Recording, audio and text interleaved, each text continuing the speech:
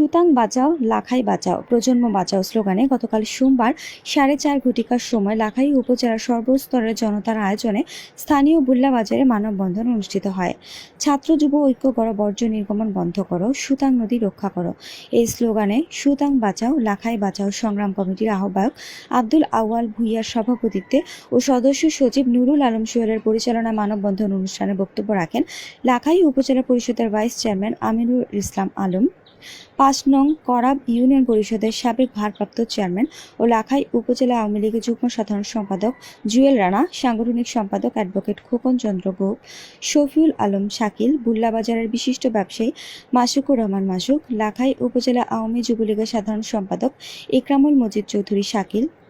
Lakhai reporters ইউনিটির সভাপতি আলহাজ বাহারউদ্দিন, লাখাই উপজেলা press ক্লাবের সভাপতি আবুল কাশেম, যুবলীগ নেতা আব্দুল মোমিন, বুল্লাবাজারের বিশিষ্ট ব্যবসায়ী মনিরুল আলম জসিম, যুবলীগ নেতা ASM মিঠু, মোর্শেদ কামাল, যুবদল নেতা নেসার আহমেদ, লাখাই উপজেলা ছাত্রলীগের সিনিয়র যুগ্ম আহ্বায়ক শরীফুল আলম রনি, জেলা ছাত্রদল নেতা MD জাকারিয়া চৌধুরী রতন, সোহাগ চৌধুরী মানিক,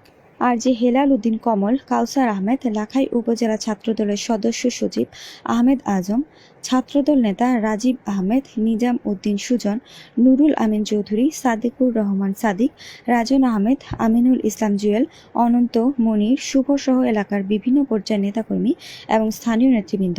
বক্তারা দ্রুত সুতাং নদীর দূষণ রোধ করার জন্য সংশ্লিষ্ট ঊর্ধ্বতন কর্তৃপক্ষের নিকট অনুরোধ জানান এবং উপজেলা প্রশাসন ও জেলা প্রশাসনের মাধ্যমে বন ও পরিবেশ মন্ত্রণালয়ে স্মারকলিপি দেওয়া সহ ভবিষ্যতে আরও কঠিন কর্মসূচি ঘোষণা দিবেন বলে নেতৃবৃন্দরা হুঁশিয়ারি প্রদান করেন।